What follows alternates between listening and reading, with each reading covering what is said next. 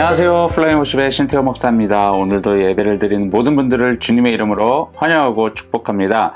하나님께서 우리에게 주신 말씀을 오늘 먼저 보도록 하겠습니다. 로마서 9장 1절에서 13절까지의 말씀입니다. 내가 그리스도 안에서 참말을 하고 거짓말을 아니하노라. 나에게 큰 근심이 있는 것과 마음에 그치지 않는 고통이 있는 것을 내 양심이 성령 안에서 나와 더불어 증언하노니 나의 형제 곧 고륙의 친척을 위하여 내 자신이 저주를 받아 그리스도에게서 끊어질지라도 원하는 바로라.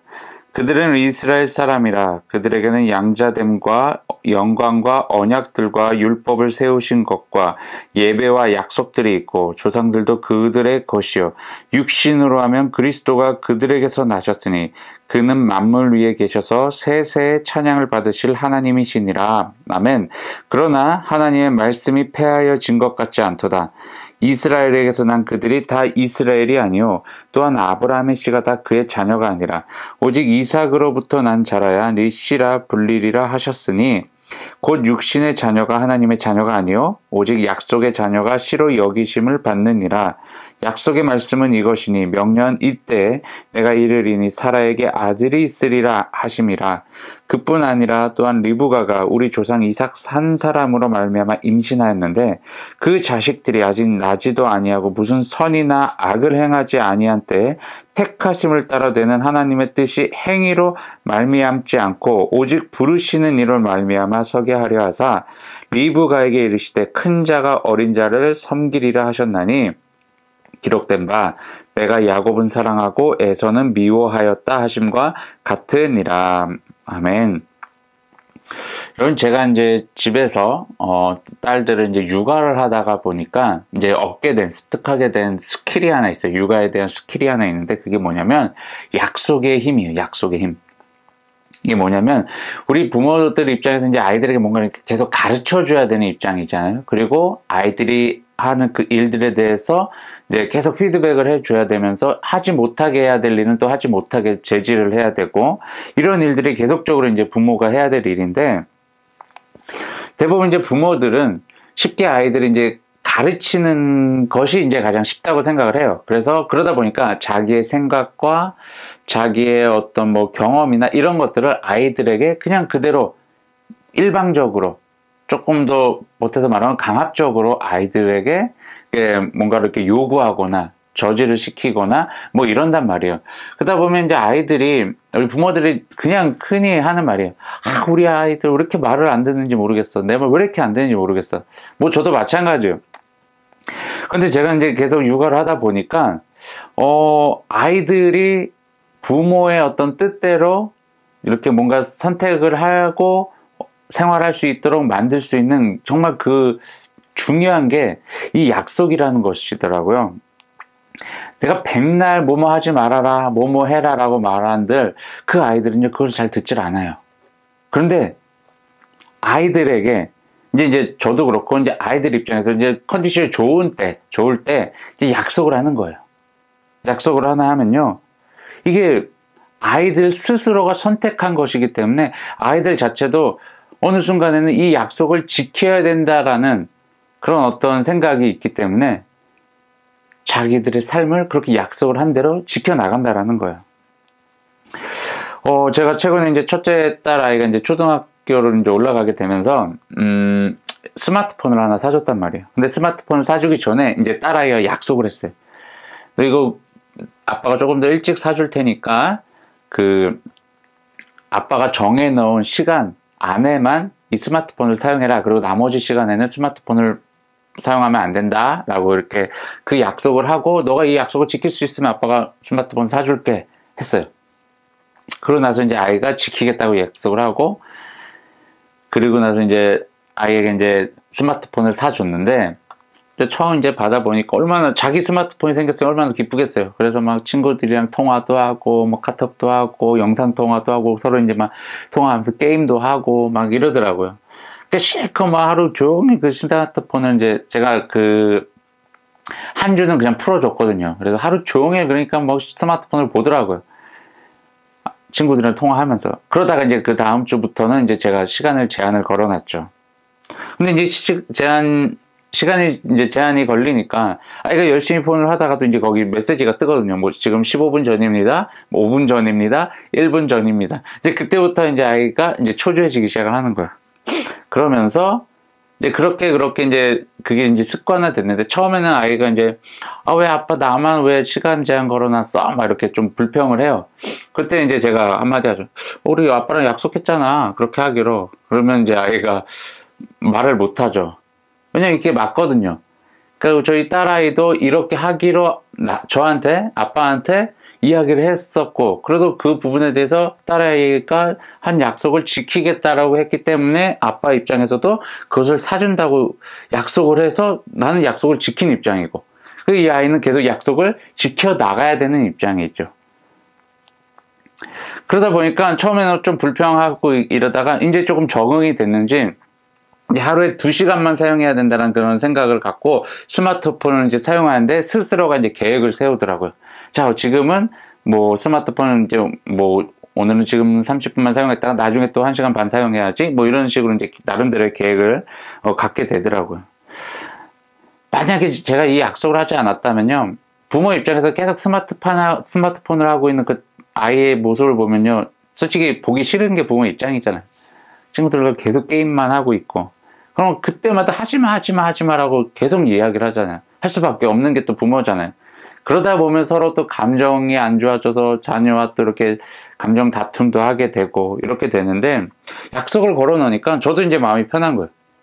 이 딸아이가 이제 2시간 동안 하루 어떻게 너가 사용을 하든지 2시간만 사용하면 되기로 약속을 했기 때문에 얘가 뭐 2시간을 연장 사용을 하든 아니면 뭐 1시간만 사용을 하든 뭐 저 입장에서 아무런 그냥 고민이 없는 거고 걱정이 없는 거예요. 그러니까 아이 입장에서도 저한테 잔소리 안 들어서 좋고 그리고 저도 잔소리 안 해서 좋고 그 딸아이는 그러다 보니까 2시간이라는 이 제한 시간 동안 자기가 계획을 할 수도 있는 어떤 그런 습관도 생기게 되고 뭐 여러 가지로 좋더라고요. 그러면서 저도 이 약속이라는 것이 얼마나 큰 힘을 가지고 있는지를 좀 자녀를 양육을 하다 보니까 알게 되었어요. 제가 왜 이런 약속에 대한 이야기를 좀 하게 되었냐면 오늘 본문에 보면요 바울이 약속의 자녀라는 표현을 썼어요. 약속의 자녀. 이 이야기가 왜 나오게 되었냐면 유대인들은요 자신의 민족만 유대인 민족만이 아브라함 자손이라고 계속 주장을 해왔거든요. 그러니까 이방 민족들 다른 민족 유대인 외의 민족들에 대해서는 이제 하나님의 자녀가 아니다. 너희들은 하나님으로부터 선택받은 자들이 아니다라는 어떤 그런 입장을 단단하게 이렇게 고수하고 있었던 그런 사람들이에요. 그러니까 그런 사람들의 어떤 그 생각의 틀을 깨주기 위해서 사도 바울이 이제 계속적으로 이야기를 하는 거예요. 뭐 지금까지 이제 로마서에 계속 나온 이야기들이잖아요. 그러면서 이제 오늘은 바울이 아브라함 이야기를 합니다.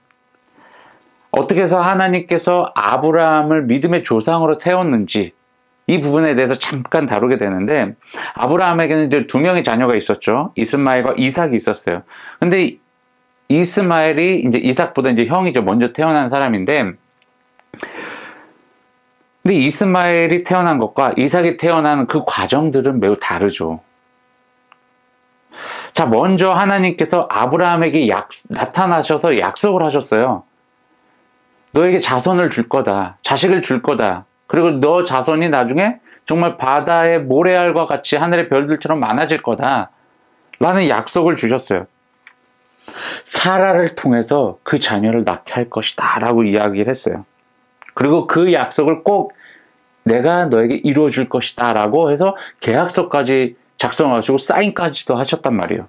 근데 그 계약서를 작성하고 사인해 가는 그 과정이 창세기 15장 17절 말씀 이렇게 나와요. 해가 져서 어두울 때 연기 나는 화로가 보이며 타는 횃불이 쪼갠 고기 사이로 지나더라. 당시 팔레스타인 지방에서 행해지고 있었던 그 계약하는 방법이거든요. A와 B가 이제 자신들의 어떤 그 의견들을 조합을 해가지고 이제 계약서를 작성하는 거예요. 그리고 서로 사인하는 거예요. 이 과정이 이 짐승을 잡아가지고 이제 반을 딱 쪼개요. 그리고 반을 쪼개고 나서 계약을 한 그 A와 B가 그 사이를 왔다 갔다 하는 거예요. 그래, 이러한 계약을 왜 했느냐? A나 B나 내가 이 계약을 했는데, 우리가 계약을 했는데 A나 B 중에서 먼저 이 계약을 위반한 사람이 있다면 그 사람은 이 짐승과 똑같은 일을 당하게 될 것이다라는 것을 이제 서로가 약속하는 거거든요. 그러니까 만약에 A가 어겼어요. 그럼 A가 이 짐승이 반으로 쪼개진 것처럼 그렇게 된다는 그 무시무시한 이 계약이거든요, 이게. 근데 재밌는 것은 뭐냐면 이러한 계약을요, 하나님께서 아브라함에게 일방적으로 먼저 제안을 했어요. 일방적으로 제안을 했어요. 근데 성경을 잘 보면요, 하나님께서 제안한 이 계약을요, 하나님 혼자서 사인을 합니다. 그러니까 하나님 혼자서 그 쪼개진 짐승 사이를 지나가요. 아브라함은 지나가지 않아요. 하나님은 지나가요. 근데 이러한 계약이 A와 B가 동등한 입장에서는 이게 절대로 성사될 수 있는 계약이 아니거든요. 그리고 이러한 계약이 있긴 있었는데 어떠한 경우였냐면 이제 주인과 뭐 종, 뭐 이제 왕과 신하, 뭐 이런 사이에서 이루어지는 계약인데 이 짐승 사이를 지나가는 사람은 종이나 신하였어요. 그 어떤 의미냐면 내가 당신에게 충성을 맹세하겠습니다.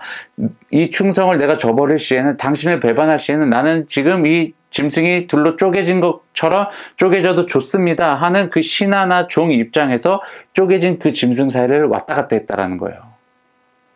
그러니까 주인 입장에선 이거를 이 쪼개진 짐승 사이를 왔다 갔다 하는 게 아니에요.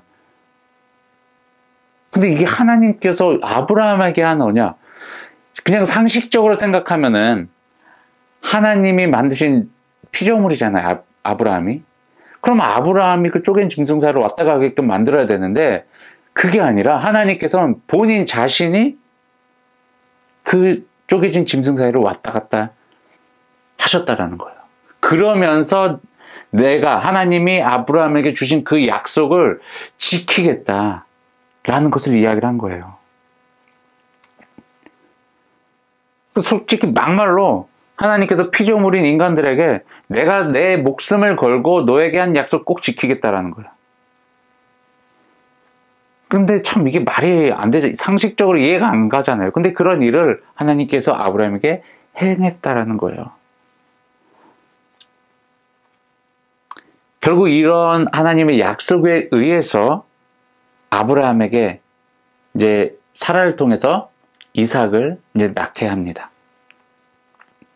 근데 그 전에 이제 아브라함과 사라가 이제 약간 이제 믿음이 없어서 이제 여종 하갈을 통해서 이스마엘을 낳기도 해요.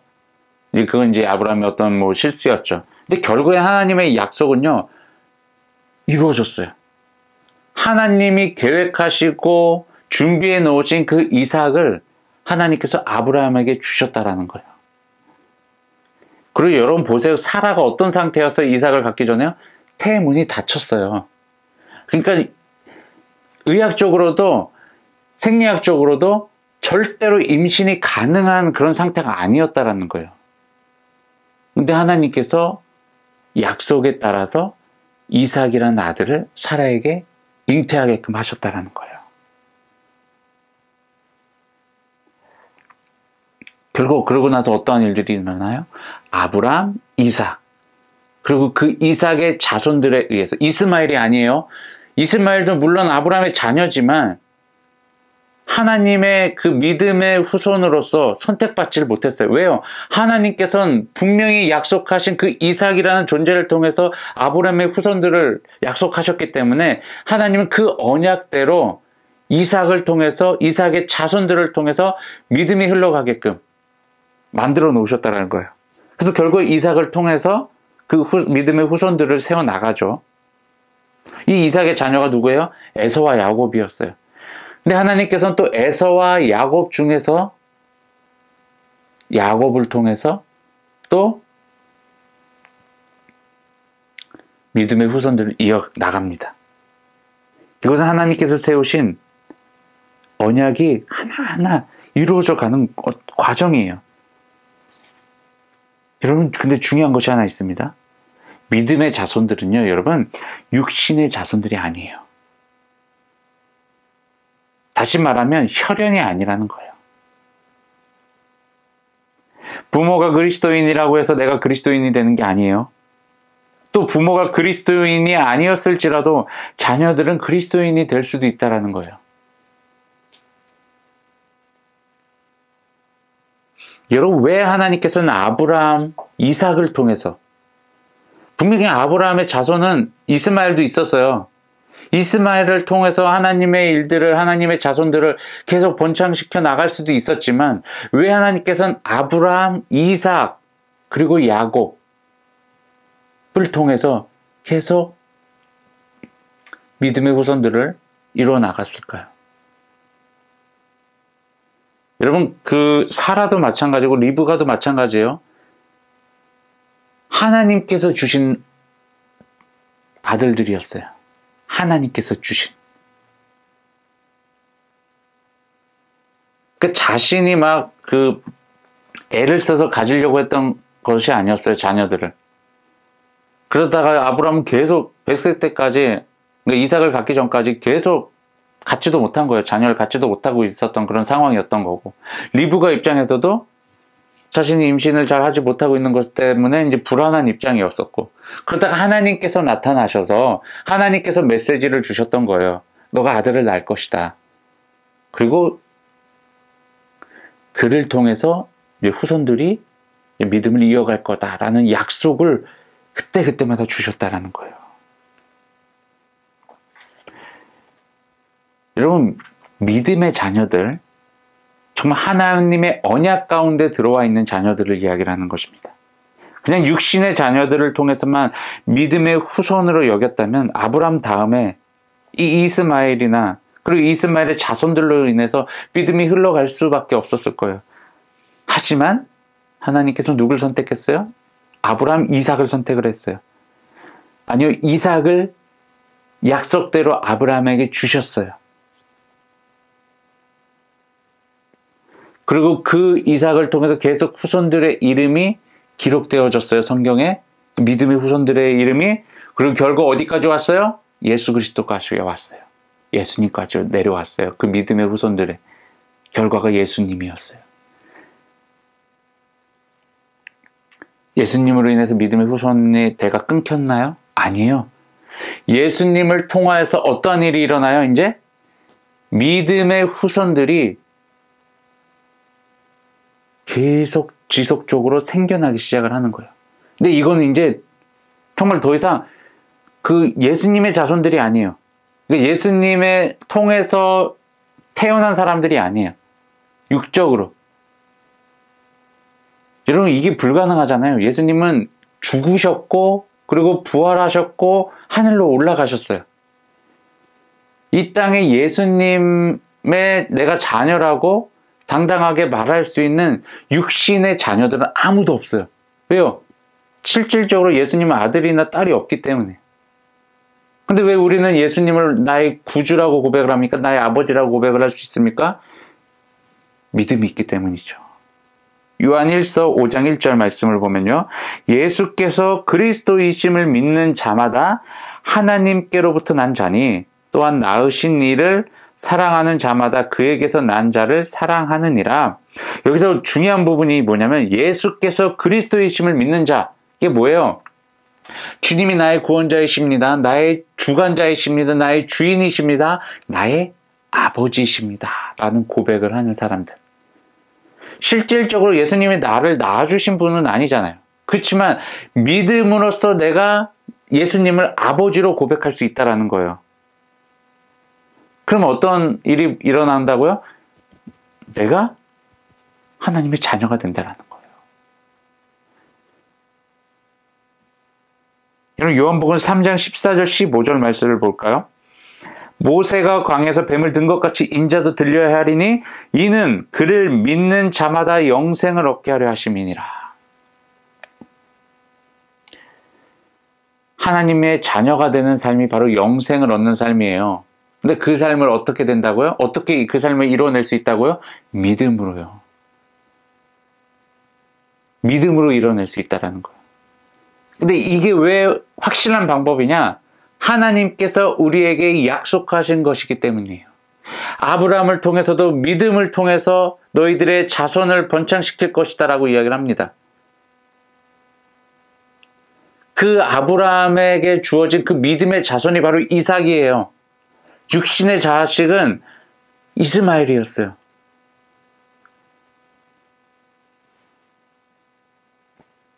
결국엔 하나님의 약속대로 믿음의 후손들이 세워져 나갔다라는 거예요. 오늘날도 마찬가지예요. 믿음의 자손들 하나님께서는 세워나가고 있어요. 누구를 통해서요? 우리 먼저 믿은 하나님의 자녀들을 통해서. 내가 자녀를 낳았다고 해서 내 자녀가 당연히 하나님의 자녀가 되는 것입니까? 아니에요. 그 자녀의 삶은 그 자녀가 스스로가 결정을 해야 되는 부분입니다. 절대로 하나님의 자녀는요, 부모에 의해서, 그리고 또 뭐 어떤 친구에 의해서, 어떤 지인에 의해서 결정되어지는 것이 절대 아닙니다. 물론 그들이 도움을 줄 수는 있습니다. 그들이 정말 먼저 믿는 믿음의 선배들이 도움을 줄 수 있죠. 하나님의 자녀가 될 수 있도록.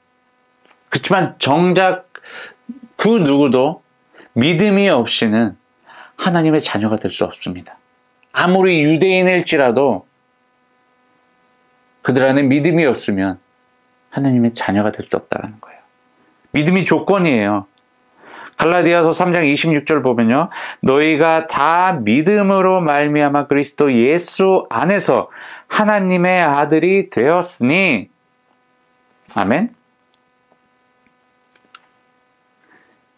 예수 그리스도를 믿는 그 믿음으로 하나님의 아들, 하나님의 딸이 될 수 있다는 거예요.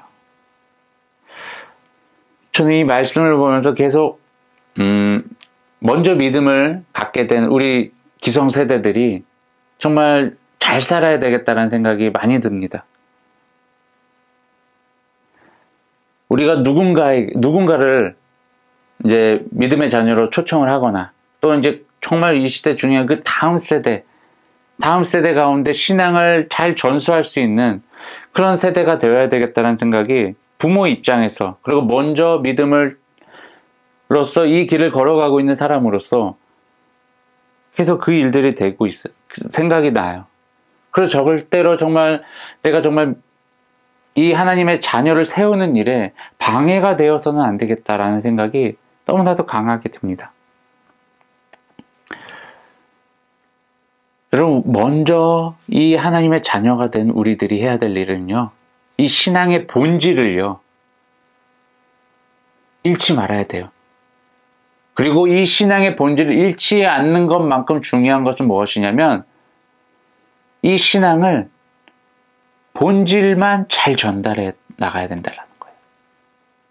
본질을 전해야 되는 게 중요한 거예요. 이게 신앙을 잘 전수하는 거예요. 그리고 다음 세대에게 이 신앙을 잘 전달하는 거예요. 그래야 저들이 이 신앙의 본질을 받아들이고 그것을 바탕으로 자신의 신앙을 이루어 나간다는 거예요. 여러분, 이 바울이요, 이 로마서를 통해서 계속 끊임없이 믿음을 강조하고 있는 이유가 그거예요.